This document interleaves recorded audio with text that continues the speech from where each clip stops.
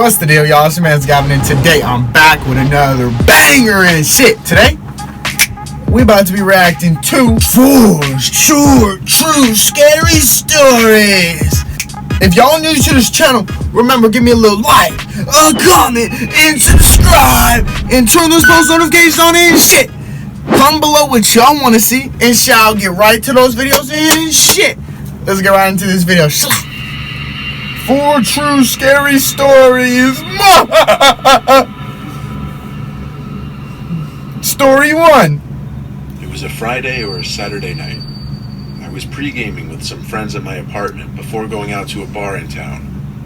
One of my friends called the Uber, and we were all pretty drunk, laughing and being loud with typical drunken banter. We got to the bar, and no line that night, surprisingly. At some point in the night, I asked for a girl's number who I'd been talking to. When I went into my pocket to get my phone, I realized I didn't have it on me. I checked all my pockets and confirmed this. I tried retracing my steps in the bar and asked each bartender if someone turned in a phone. I didn't remember even using my phone the whole time I'd been out, though. I stepped outside the bar with one of my friends to use his phone to call mine. Someone picked up on the other end. I heard the fiddling of the phone, but they didn't say anything. I said, "Hi, where'd you find this phone?" Just breathing on the other end. I asked them if they were at the bar, but they hung up on me. I looked at my friend and tried calling again. Went straight to voicemail, though. I tried using Find My iPhone, but apparently I had that feature switched off for some reason. This was a pretty sobering experience. There was no way I could have fun knowing my phone was stolen. My friends told me just worry about it tomorrow. Go to the police station and get their help in tracking it. I went home early that night. Alright, 1, he tripping. I ain't just gonna call no police over a stolen phone. That's just me. Some people might, though. I ain't never heard of that, though. Put a couple slices of bread in the toaster before bed and found my phone on the kitchen counter. It didn't make sense.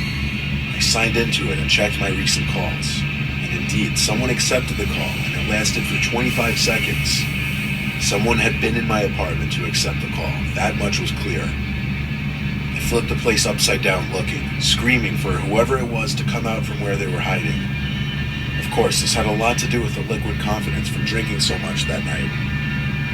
I finally called the cops, but considering there was no real proof of any forced entry, and places to hide are basically non-existent in this apartment, they couldn't do anything besides a police report. Nothing seemed to be missing from my apartment, but going to sleep that night, knowing someone had been in my apartment, or even worse, might possibly have still been in there with me, was probably the most uncomfortable night of my life. Wait, that's it? That's it? That was I, but nothing happened. Alright, let's keep this going. Story 2. I was 17 years old, and this happened on a late summer night. My dad and little brother had gone to a Boy Scout campout. My dad was one of the Scoutmasters. I was home alone with my mom for the weekend. She was already in bed at this point. It was about 2 in the morning, and I was just finishing up my late night gaming. Another game. I had to go to the bathroom one more time before going to sleep, though. I was sitting on the toilet playing games on my phone. I heard the faintest little tap on the bathroom door. "Mom, was that you?" "Mom," I yelled. It wasn't windy or anything. There didn't seem to be any logical way to dismiss it. I slowly and nervously opened the door, but there was nobody there. However, my bedroom door was now shut. I was certain I hadn't shut it. I went over to my mom's room and told her that I thought somebody was in my room. She didn't take me seriously and told me that she didn't know what to tell me. I tried to convince myself that maybe I did shut my door. I opened my door feeling extremely freaked out, and when I snuck a peek into the room, I felt like my heart exploded inside of my chest. I could see a hand sticking out from behind the dresser in the corner of my room. Somebody was hiding there. I ran to my mom's room and locked the door behind me. After quietly freaking out, telling her there's a man in the house, she finally believed me and went straight to my phone to call the cops. I put my ear up against the door to try and hear anything going on outside. If that would ever happen to me, and just say, it is just me and my mom's in the cribbo. Bit running downstairs. If I ain't got the Blake on me, I'm running downstairs, grabbing anything, a bat, a motherfucking knife.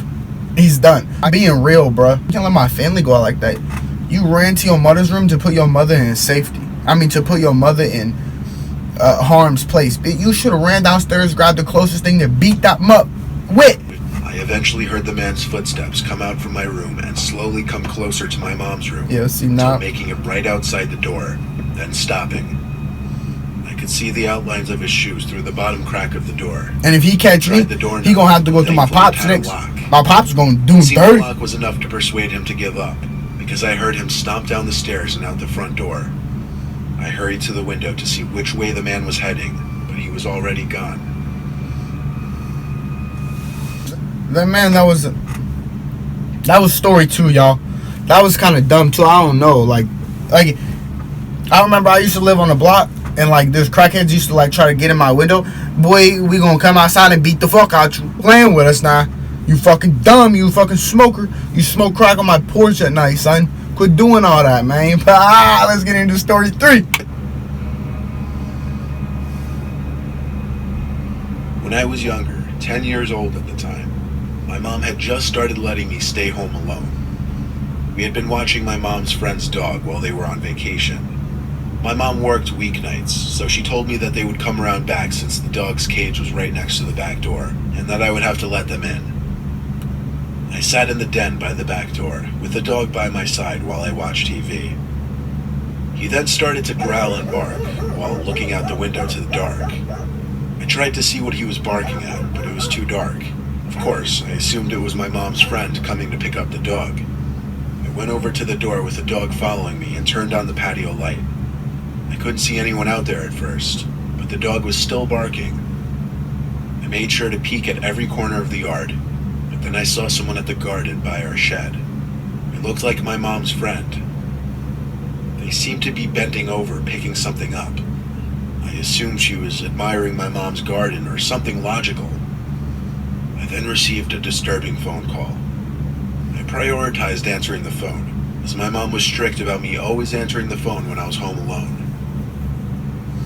I left the dog to continue barking by the door as I picked up the phone, hoping it was my mom. And it was. She told me that her friend wasn't going to pick up the dog that night, as they wouldn't be getting home until past midnight. I began to stutter, as the pure horror prohibited me from speaking coherently. I managed to finally blurt out that someone was in our yard, and my mom started screaming like a lunatic. She told me to get up to my room, lock the door, and hide under the bed while my mom called the cops.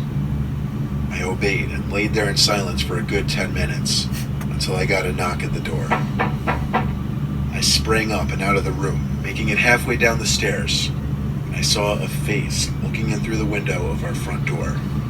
This face, a guy, staring right at me. A face so unsettling that it disturbs me thinking of it today. I screamed. Fuck that, I'm spinning! Their way, but he didn't move. He insisted on just staring at me like a statue. I ran all the way back upstairs, tripping twice, and back to my room. I waited another few minutes before another knock came at the door, followed by a muffled shouting noise.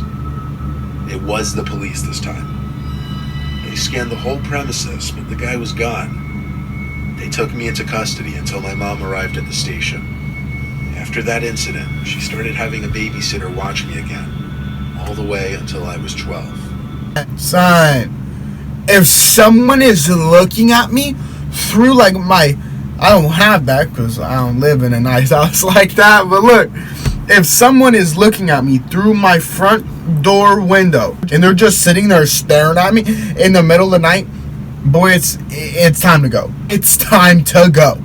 I ain't even gonna tell y'all what I do because I freak. Story 4. Shout out Mr. Nightmare 2. He be kind of doing a good job on these. A long time ago, my girlfriend and I were looking for a private place to be alone together since our parents were always home. There was a vacant house on the corner of our block that hadn't been owned for years. The back door was always left unlocked. I would know because my friends and I had been in there before. We went in through the back. But before we could even get upstairs, there was a knock at the front door. We looked at each other with worry. What if someone had caught us sneaking in? She peeked out the window. that feeling. There was no one on the stoop. She made sure that the door was locked before turning back to me. I assured her it was just some kids playing ding-dong ditch. We made it only halfway up the stairs before the frantic knocking on the door came back. She checked the window again. The porch was still empty. She opened the door this time and still couldn't see anyone. I wanted to look tough to impress her, so I stepped outside and yelled at the pranksters to try it again. I shut the door and waited behind it, hands on the doorknob, ready to throw the door open. I just waited there for at least a minute.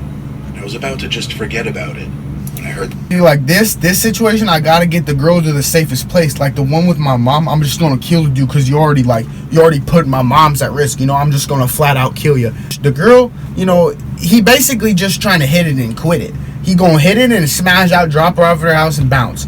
I'm just gonna get her to a safe environment so she don't get hurt. You know, but if you break into my cribbo, the blood-curdling scream of my girlfriend. I turned to see what she was screaming at, and I screamed as well. Just barely in the dark, we could see the silhouette of a huge humanoid figure very slowly making its way down the stairs.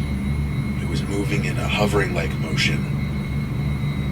We ran past it just in arm's reach and left the house the way we came. We ran all the way back to my house, both of us out of breath.